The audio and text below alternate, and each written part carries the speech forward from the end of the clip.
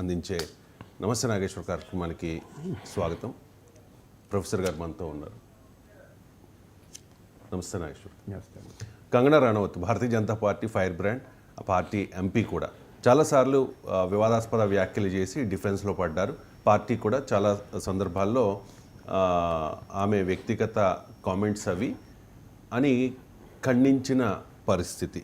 ఈ మధ్యకాలంలో కంగనా రనౌత్ చాలా సైలెంట్ అయిపోయారు సార్. అసలు కంగనా రనౌత్ ఎక్కడ అనే చర్చ కూడా జరుగుతోంది, ఏమంటారు? అంటే మీరు అన్నట్లు ఆ చర్చ జరగటానికి కారణం ఏంటంటే ఆమె పార్లమెంట్ బడ్జెట్ సమావేశాలు జరుగుతున్నాయి. ఆమె అటెండెన్స్ జీరో. నేను PRS India legislative research group అని ఉంటుంది. PRS India legislative research group data ప్రకారం ఆమె లాస్ట్ 2024 ఎలక్షన్ రిజల్ట్స్ తర్వాత జరిగిన సెషన్లో I think almost 100% attendance. Even తర్వాత బడ్జెట్ సెషన్లో కూడా వెరీ గుడ్ అటెండెన్స్. అలాంటిది ఈసారి బడ్జెట్ సెషన్లో జీరో అటెండెన్స్. అసలు కంప్లీట్గా ఆమె హాజరు కాలేదు. ఆమె కాన్స్టిట్యున్సీలో కూడా కనబడడం లేదు. ఎక్కడ ప్రోగ్రామ్స్లోని కూడా ఎవరో చెప్పడం కాదు, ప్రత్యర్థులు విమర్శించడం కాదు, బీజేపీ మండీ జిల్లా ప్రెసిడెంటే విమర్శించారు, నావెల్ చంద్ శర్మ అని. అసలు నన్ను అడుగుతున్నారు ఎంపీ ఎక్కడ, కంగనా ఎక్కడ, ఆమె కాన్స్టిట్యున్సీ కొంత టైం కేటాయించాలి, ఆమె కనిపించడం లేదని. ఆఖరికి ఆమె పైన కోర్టు కేసెస్ ఉన్నాయి. ఉదాహరణకు ప్రముఖ హిందీ రచయిత జావేద్ అఖ్తర్ ఆమె పైన కేసు వేశారు. ఆ జావేద్ అఖ్తర్ ఆ కేసులో కూడా ఆమె హియరింగ్ కూడా రావడం లేదు. కానీ ఆమె ఎక్కడ కనబడుతుంది అంటే ఆమె తన ఎమర్జెన్సీ ఇటీవల రిలీజ్ అయిన ఎమర్జెన్సీ సినిమా ప్రమోషన్లో కనబడ్డది. ఈ మధ్య మనాలిలో తన చైల్డ్హుడ్ డ్రీమ్ అంటే ఒక రెస్టారెంట్ ప్రారంభించాలన్నది తమ చైల్డ్హుడ్ డ్రీమ్ అని చెప్పింది. మౌంటైన్ స్టోరీ అని ఒక రెస్టారెంట్ ప్రారంభించుకున్నది. సో ఆమె క్లియర్గా పొలిటికల్ యాక్టివిటీకి దూరంగా పర్సనల్, ప్రమోషనల్, కమర్షియల్ యాక్టివిటీలో నిమగ్నమై ఉంది. ఎందుకు ఇలా ఉంది, ఎందుకు కారణం ఏమై ఉంటుంది? ఎందుకంటే 2024 ఎలక్షన్స్ తర్వాత ఆమె ఒక స్టార్ క్యాంపెయినర్గా భారతీయ జనతా పార్టీ ముందుకొచ్చింది. వాస్తవంగా ఆమె పోటీ చేసిన సీటు కూడా కాంగ్రెస్ బలమైన సీట్. అది మండి, హిమాచల్ ప్రదేశ్లో మండి లోక్సభ నియోజకవర్గం. మాజీ ముఖ్యమంత్రి వీరభద్ర సింగ్ కుటుంబానికి చాలా హోల్డ్ ఉన్న కాన్స్టిట్యున్సీ. ప్రతిభా సింగ్ అని అక్కడ ముఖ్యమంత్రి పదవి కూడా పోటీ చేశారు. విక్రమాదిత్య సింగ్ అని వీరభద్ర సింగ్ కొడుకే ఈమె మీద పోటీ చేశారు కాంగ్రెస్ క్యాండిడేట్గా. అలాంటి సీట్లో అసలు కాంగ్రెస్ స్ట్రాంగ్ హోల్డ్లో 70,000 మెజార్టీతో గెలిచారు. అంటే వ్యూహాత్మకంగానే బీజేపీ ఒక తమకు అననుకూలమైన సీట్లో స్టార్ ఇమేజ్ ఉన్న కంగనా రనౌత్ పెట్టారు.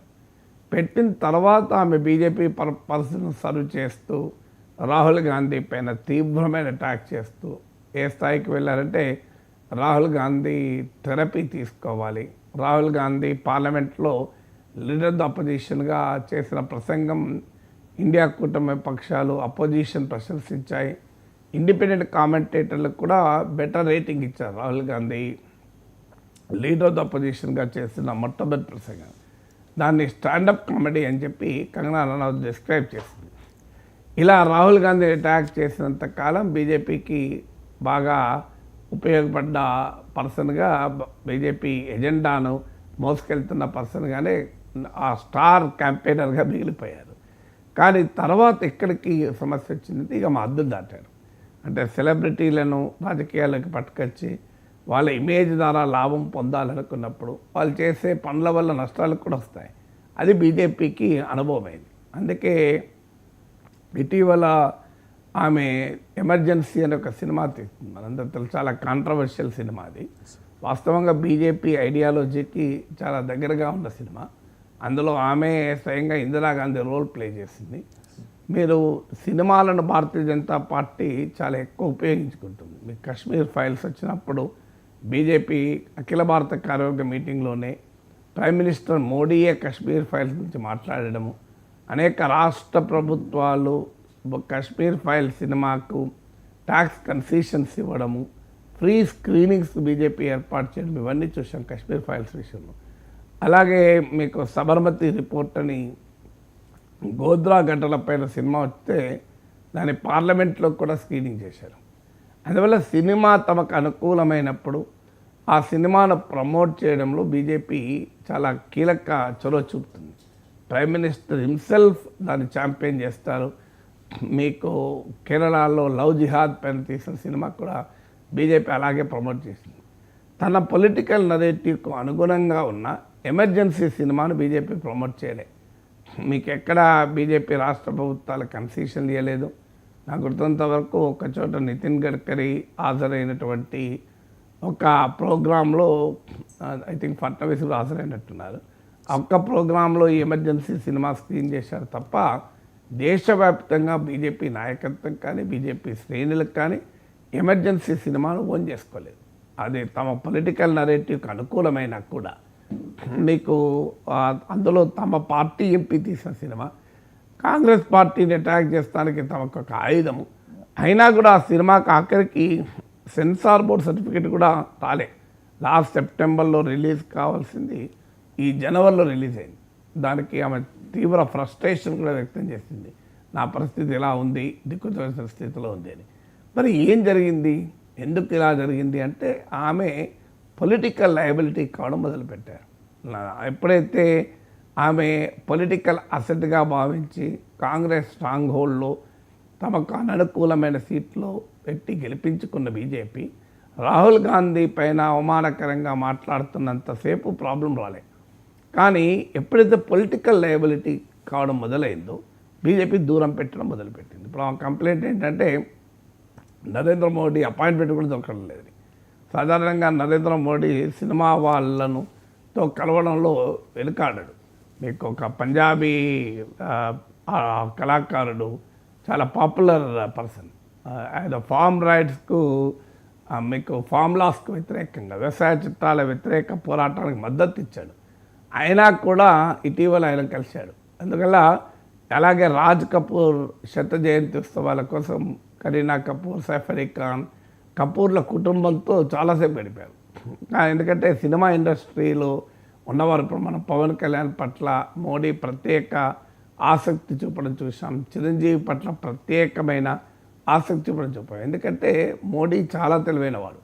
ఎవరితో కలిసి ఉంటే, ఎవరితో సెల్ఫీలు ఉంటే, ఎవరితో ఒక 1 అవర్ గడిపితే, హాఫ్ అన్ అవర్ గడిపితే తనకు భారీ పబ్లిసిటీ వస్తుందో వాళ్ళతోనే గడుపుతాడు. అందుకే క్రికెటర్లు, సినిమా వాళ్ళకు, స్పోర్ట్స్ స్టార్లకు మోడీ అపాయింట్మెంట్ ప్రాబ్లం ఉండదు. ముఖ్యమంత్రులకు అపాయింట్మెంట్ దొరకదేమో కానీ వీళ్ళకి దొరుకుతుంది.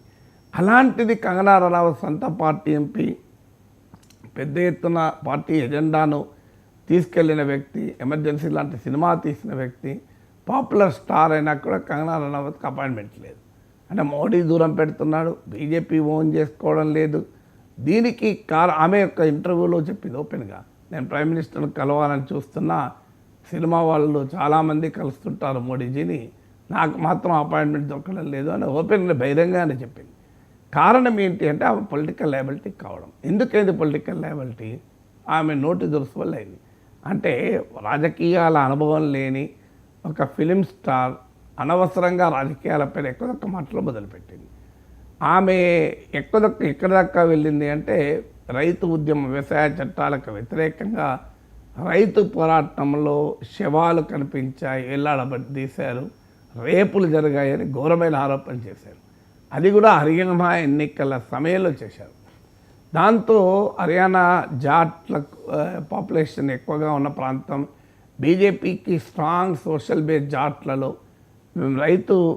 వ్యవసాయ చట్టాలకు వ్యతిరేక పోరాట ఎపీ సెంటర్ పంజాబ్, హర్యానా. సిక్కు ఓటర్లు కూడా హర్యానాలో 5% ఉంటారు.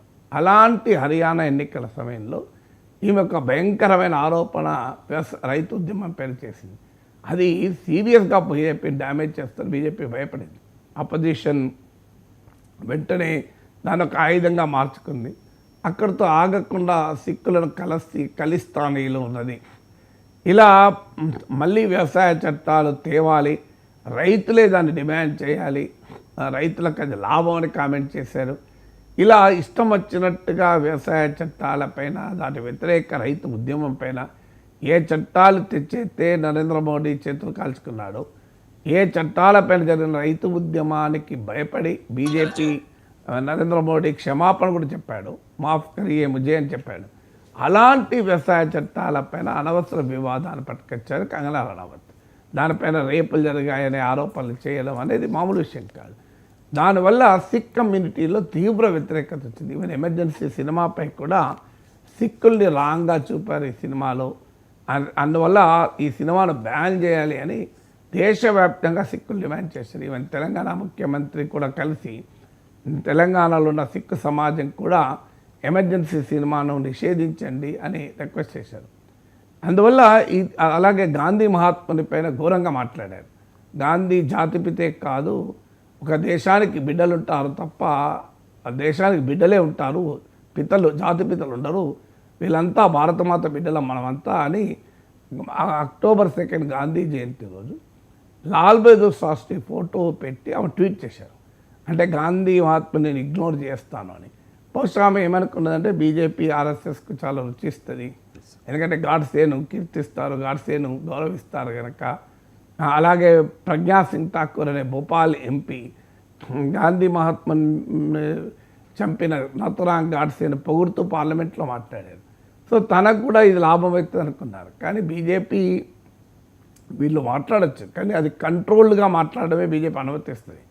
కానీ ఒక దశ దాటితే గాంధీ మహాత్ముని పైన వ్యాఖ్యలు ఇప్పుడు ప్రజ్ఞా సింగ్ ఠాకూర్ అన్నప్పుడు మోడీ ఏమన్నాడు, నేను ఆమెను క్షమించను అన్నాడు. తర్వాత పార్లమెంటరీ కమిటీలకు కూడా ఆమె నియమించారు. కానీ ఎప్పుడైతే ఆమె లయబిలిటీ అవుతుంది అనుకున్నారో ఆమె టికెట్ కూడా ఇవ్వలే. మొన్న ఎలక్షన్స్లో ఆమె టికెట్ కూడా ఇవ్వలే. అందువల్ల బీజేపీ ఐడియాలజీ ఏదున్నా, బీజేపీ గాంధీకి వ్యతిరేకం, గాంధీ ఐడియాలజీకి వ్యతిరేకం, గాడ్సేని సమర్థిస్తారు, ఇవన్నీ నిజమే. కానీ అదే సమయంలో దేశ ప్రజల్లో గాంధీ పట్ల గౌరవం ఉన్న సమయంలో గాంధీని అవమానించడం ద్వారా ఓట్లు పోతాయి అనుకుంటే బీజేపీ చేయదా పని. అంటే బీజేపీ దృష్టి ఏంటంటే నాకు ఎన్నికల్లో ఏది ఉపయోగపడుతుంది, ఏది ఉపయోగపడదు. అందుకే వ్యవసాయ చట్టాలకు వ్యతిరేకంగా మాట్లాడిన ఆర్టిస్ట్ కోమో మోడీ అపాయింట్మెంట్ ఇచ్చి ఆర్టిస్ట్ పొగిడాడు. కానీ వ్యవసాయ చట్టాలకు అనుకూలంగా మాట్లాడిన కంగనా రనౌత్కి అపాయింట్మెంట్ ఇవ్వలే. కారణం ఏంటి? మోడీకి బీజేపీకి తెలుసు, ఎవరు తమను విమర్శించే వాళ్ళైనా, తమ స్టాండ్కు వ్యతిరేక వైఖరి తీసుకున్న వాళ్ళైనా, వాళ్ళు కనుక ఇన్ఫ్లుయెన్సర్స్ అయితే వాళ్ళ పట్ల చాలా కాషియస్గా బీజేపీ ఉంటుంది. వాళ్ళను హోస్టైల్ చేసుకోదు, వాళ్ళను ఎందుకంటే వాళ్ళతో సంబంధం లేదు. వాళ్ళ వెనకాలన్న లక్షలాది మంది ప్రజలు నెగటివ్ కాకూడదు, ఏమంటే తమ వైపు పాజిటివ్గా మార్చుకోవాలన్నది బీజేపీ విధానం. అది వ్యూహాత్మకంగా దేశమంతటా బీజేపీ అనుసరిస్తుంది. అందువల్ల ఎవరైనా లోకల్ లీడర్లకు తెలిసి తెలియక తమ వ్యతిరేక భావాలు తమను ప్రశ్నిస్తున్నారని ఇన్ఫ్లుయెన్సర్ల పైన తిట్టచ్చు, దాడి చేయొచ్చు. కానీ బీజేపీ జాతీయ నాయకత్వం అంగీకరించదు, ఆర్ఎస్ఎస్ అసలే అంగీకరించదు. ఎందుకంటే తమకు పొలిటికల్గా నష్టమయ్యే పని చేయరు. సో చాలా కాన్షియస్గా చేస్తారు. ఈ లెక్కలన్నీ తెలియక కంగనా రనౌత్ రాహుల్ గాంధీని తిడితే, గాంధీ మహాత్ముని తిడితే, వ్యవసాయ చట్టాలను సమర్థిస్తే, రైతు ఉద్యమాన్ని తిడితే తనకు బీజేపీ పార్టీ తనను హక్కును చేర్చుకుంటుందని భ్రమపడింది. ఆమెకు ఆల్రెడీ మంత్రి పదవి ఇవ్వలేదన్న కోపం కూడా ఉంది. ఆమె మంత్రి పదవి ఆశించింది, అది రాలేదన్న కోపం, బాధతో ఉంది. సో ఎప్పుడైతే ఈ ఓవర్ యాక్షన్ చేసిందో పార్టీకి దగ్గర అవుదామని అది బూమరాంగ్ అయిపోయింది. చాలామందికి అది తెలియదు. బీజేపీలో స్టేట్ లెవెల్లో ఉండే లీడర్లకు అర్థం కాదు ఇది.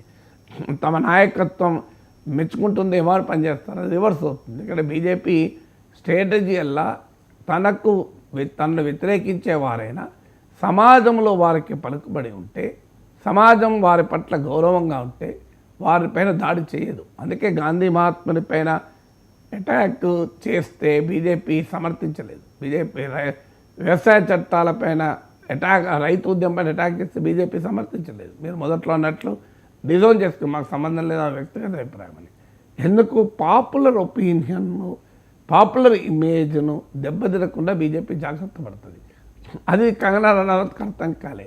తాను ఇలా మాట్లాడితే తను వెంటనే చూడబ్బా గాంధీని తిట్టారు, రాహుల్ గాంధీనే కాదు మహాత్మా గాంధీ కూడా తిట్టారు, వ్యవసాయ చట్టాలు మళ్ళీ కావాలంటున్నారు, రైతు ఉద్యమం పైన అభాండాలు వేశారు, రైతు ఉద్యమంలో పాల్గొన్న సిక్కుల్ని ఖలిస్తానీయులు అన్నారు. అందువల్ల ఇది బీజేపీ లైనే కదా, బీజేపీ లైనే. కానీ బీజేపీ లైన్ను అన్కంట్రోల్డ్గా యాక్సెప్ట్ చేయదు. ఎందుకంటే న్యూక్లియర్ సైన్స్ ఉంటుంది, మనకు న్యూక్లియర్ రియాక్షన్ ఉంటుంది. అది కంట్రోల్ చేస్తే పవర్ ప్రొడ్యూక్షన్ అవుతుంది, అన్కంట్రోల్ చేస్తే అణుబాంబు అవుతుంది. బీజేపీకి ఈ న్యూక్లియర్ రియాక్షన్ పాలిటిక్స్ తెలుసు. అంటే కంట్రోల్డ్ న్యూక్లియర్ రియాక్షన్ ఏమో చైన్ రియాక్షన్ ఏమో పవర్ను ప్రొడ్యూస్ చేస్తే, అన్కంట్రోల్డ్ చైన్ న్యూక్లియర్ రియాక్షన్ ఏమో డిజాస్టర్, వినాశానికి కారణమవుతుంది. అందువల్ల బీజేపీ చాలా ఎక్స్ప్లోజివ్ మాటలు బీజేపీ వాళ్ళు మాట్లాడతారు, కానీ అది కంట్రోల్డ్ ఎక్స్ప్లోజివ్ కన్వర్జేషన్కి ఎలో చేస్తారు తప్ప అన్కంట్రోల్డ్ ఎక్స్ప్లోజివ్ కన్వర్జేషన్ బీజేపీ ఎలో చేయదు. ఎందుకంటే బీజేపీకి తెలిసిన న్యూక్లియర్ సైన్స్ అది. అందువల్ల ఈమె కంగనా రనౌత్ అన్కంట్రోల్డ్ న్యూక్లియర్ రియాక్షన్గా మారిపోయి పార్టీకి ఆమెకు వినాశకరంగా మారిపోయింది. అందుకే ఆమెను పార్టీయే దాదాపు ఓన్ చేసుకోవడం లేదు. అందుకే కంగనా రనౌత్ ఎక్కడ కనబడి ఏం చేయాలి, ఇలాంటి కామెంట్లు చేసి వార్తల్లోకి ఎక్కుదాం అనుకుంటారు. అది బూమరాంగ్ అవుతుంది. పొలిటికల్ ఎక్స్పీరియన్స్ లేకపోవడం కావచ్చు, పొలిటికల్ స్ట్రాటజీ అర్థం కాకపోవడం కావచ్చు, ఆ కారణాల వల్ల ఆ పని చేస్తూ ఉంటుంది, దానికి నష్టపోతూ ఉంటుంది.